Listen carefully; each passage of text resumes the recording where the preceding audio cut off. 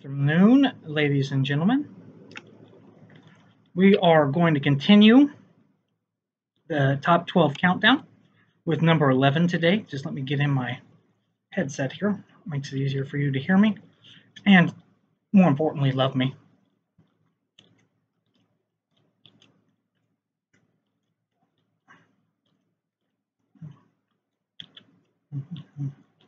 Sorry, it's just tangled up. It's tangled up in blues. Here you go, Mr. Bob Dylan. I gave you your shout out. He needed all the help he could get. He's just a struggling artist, just like everybody else. All right. So, we talked about number 12, which was Trip to the Moon. And now we're going to talk about number 11. This is a film by John Ford, as I said in the post. And it does have John Wayne in it. Okay. The movie's name is The Searchers. Okay. I'm going to show you the box. I didn't show you the box last time, and I should have. It's this one right here. There are many like it, but this one is mine. Now, John Wayne made literally hundreds of westerns, okay? And many, many, many with John Ford. I don't know the exact number, but it was quite a few. John Ford is considered to be one of the greatest directors of all time, for obvious reasons. He was a very, very good director. In particular, when he worked with John Wayne and Jimmy Stewart, too. He had a lot of cool shots. There's a place called Monument Valley where he shot a lot of his work. It's actually considered for many people sacrilegious as a director to go there and shoot because most of John Ford's stuff was shot in Monument Valley. So just to let you know, future Western directors, even though the genre is pretty much gone, don't shoot there. All right. So why is The Searchers number 11? Okay, I mean, there's literally, at this point, thousands of Westerns. Even new ones like Tombstone and, let's see, Wyatt Earp. That was another one that was new. I'm trying to think. Unforgiven, which is an antithesis of the Western, which is also a very, very good movie. It may be in the top 100. I don't know. I have to think about that one for a second. But why is this the greatest of all Westerns? Okay, considering the Western was a huge, huge genre in its time. Well, because it's a tale of many different things. Okay, it's a tale of obsession. Okay, it's a tale of loneliness. It's a tale of isolation. It's a tale of the world getting smaller or getting older, so to speak, mortality. It's literally so many things. Okay, what the movie is about is a family's daughter is kidnapped. Okay, and that who is also played by Natalie Portman. Because she has a time-traveling device, and she traveled back to the past specifically for this movie. Natalie Wood, who is better known for the girl in Rebel Without a Cause, but Natalie Wood plays a very small role in this. This is John Wayne's movie and John Ford's movie. And John Wayne is the uncle, and he is sent out to find her. This quest goes on for many, many years, it shows John Wayne in a pretty unforgiving role. He is definitely a devout racist in this movie. He hates the Indians or Native Americans with a passion. There's one particular famous scene where he shoots the eyes out of an Indian because he claims that that will not get him into his heaven. Okay, so again, this is a very dark Western. Okay, but it has all the elements of Westerns. It has beautiful scenery. It has colorful characters and things like that. But this goes so much deeper because this is almost like, in many ways, with the exception of the racism, because he does become slowly moved to the other side as time goes on, and he starts to see different things in different lights. This is more of a tale of really John Wayne and who he was. Now, I would argue that John Wayne is probably the most important actor of all time. Okay, I'm not saying he's the best, but as far as how prophetic he was to the industry, it cannot be understated. He was by far the most important actor of all time, and that cannot be understated.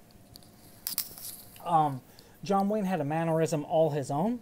Many have imitated it. Few have been able to copy it. He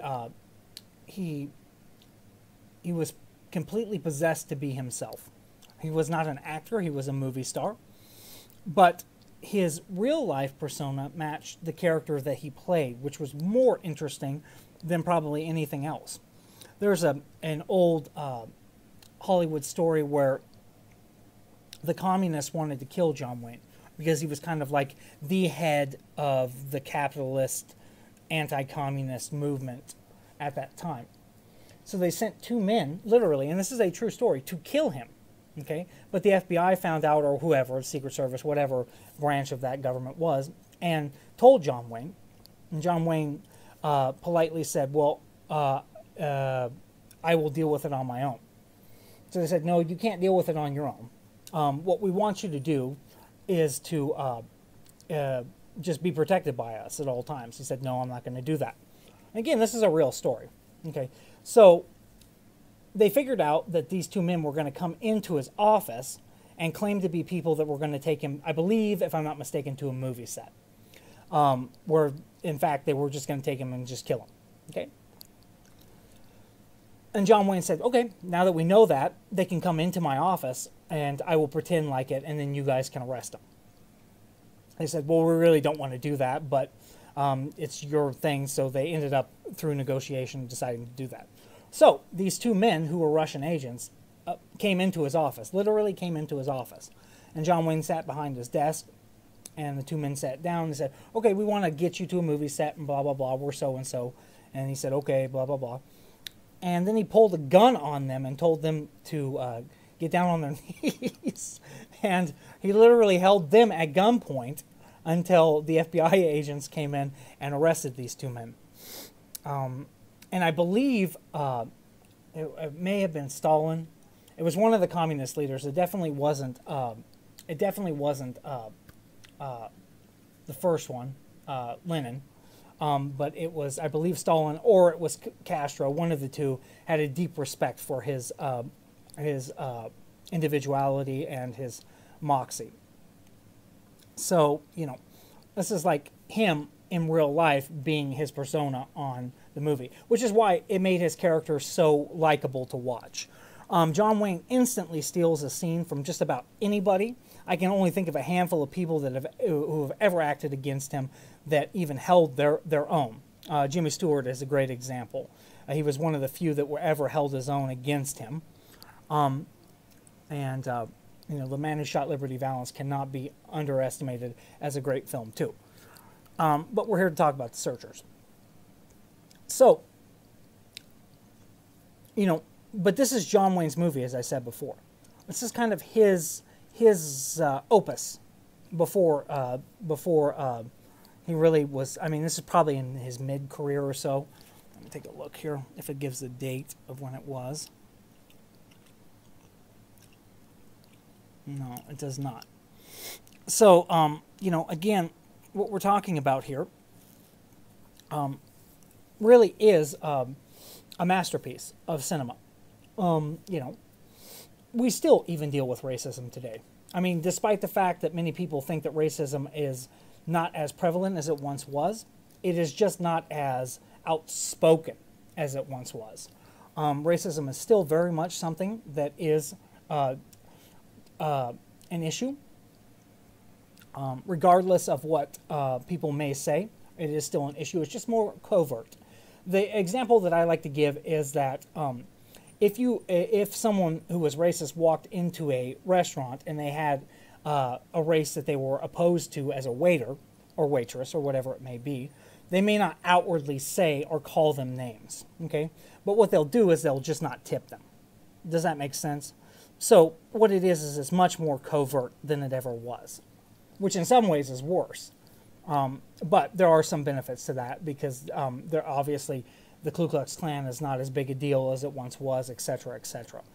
But it doesn't mean that it's still not there. It just means that they are not as outwardly vocal as they once were, or as popular outwardly as they once were. But regardless, this deals with that. It deals with the idea that man can isolate himself so much that he believes that he is the only creature that exists in the world, other than his family, and that there are many different things that do exist in this world. It also has one of the best shots ever in cinema, as far as brevity and what it means to the West, and I mean, so many things are encapsulated in this shot.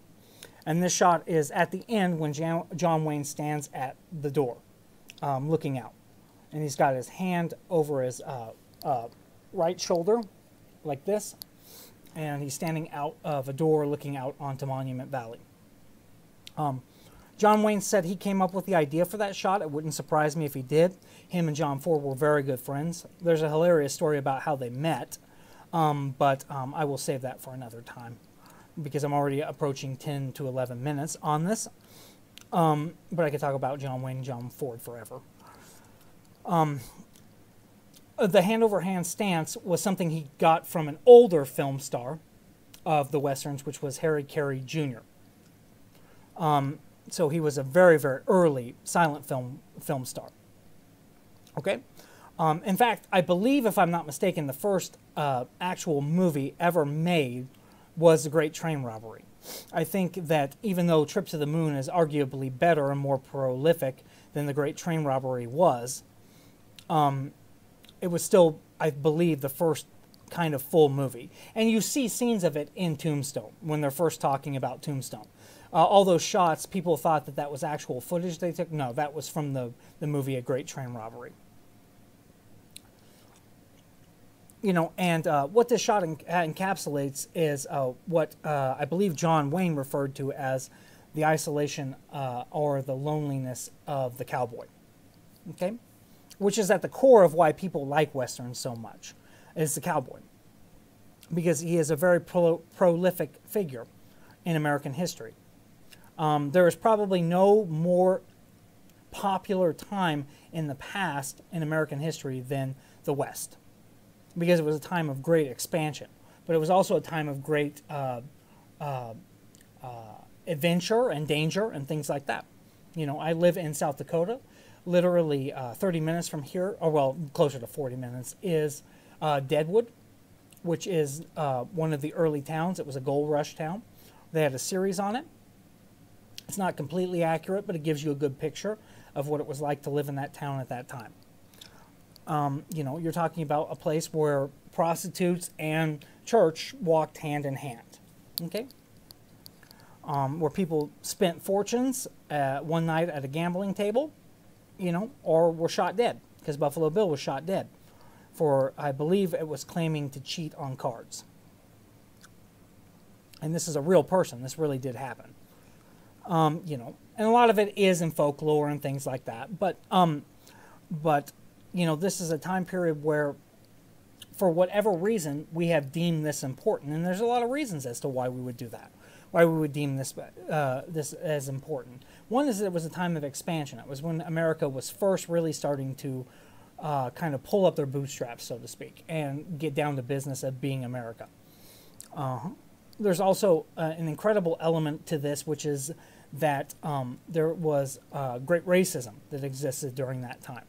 Okay, you're talking about after during the West. This is right after the end of the Civil War, some of it even during. Okay, and you're also talking about, you know, the great tragedy that happened to the Native Americans. Okay, during that time. So, you know, you're dealing with a lot of different things that were going on. We were moving out the old population to make room for the new population. And tragically, I might add, there were many innocent people that were killed. Some by natural causes, caused by disease, which was not the fault of anybody. But some were just simply massacred or moved to places that were not satisfactory for their living conditions. In fact, just down the road, about 30 minutes from here, lies Pine Ridge, which is one of the poorest places in the United States. If you want to see what a third world country looks like in the United States, head over to Pine Ridge. You know, you're dealing with the fact that they were given that land, which is, in my opinion, pretty worthless for any type of development. You know, certainly there can be things that can be taken from there, But I don't look at the actual natural resources of the land, so I can't give you any type of estimate as to what can be taken from there. But you're dealing with mostly a place that exists on the Badlands, which is almost a desert. It's a wasteland, and that's what they were given. And they were forced to live there if they wanted to still be part of their culture. So, you know, a lot of mistakes were made there, okay? And we still haven't completely remedied them, okay? You know, there's a lot of problems with the Native American population here. A lot of it has to deal with poverty, okay? But they were not given a good leg up from the start. So, you know, what we deal with is the repercussions that still went on there. Now, obviously, most places in America don't deal with those type of things. But here in South Dakota, we most definitely do. So I can still see the repercussions of what happened during that time here. And again, what we're talking about is the idea of the cowboy as the universally loved figure of America, a piece of Americana. The only other time period I can really think, well, a couple, but not nearly as popular, was one is the 50s, but that's because the baby boomers came from that time, and there's a certain nostalgia that follows that will not follow them after, for the most part. And you also have maybe the early colonial times, you know, George Washington and his white wig, you know, making the Declaration of Independence. But for the most part, the rest of the history is kind of muddled through. But the Western is definitely the most popular. And this is the highlight of all Westerns and of John Ford's directing experience. You know, John Ford used many techniques in making films. I won't go into them because we're already at 17 minutes. But if you want to see what the best Western of all time is, then this is it. It is number 11 on the countdown. And until then, auf Wiedersehen.